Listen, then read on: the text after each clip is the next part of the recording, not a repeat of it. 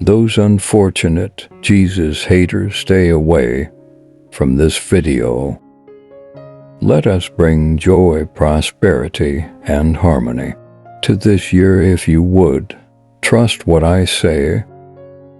You have family, health, and finances on your mind, I know that. But always know that you have my support. Come to terms with my true self. Together, let's turn this year into one filled with happiness, harmony, and wealth.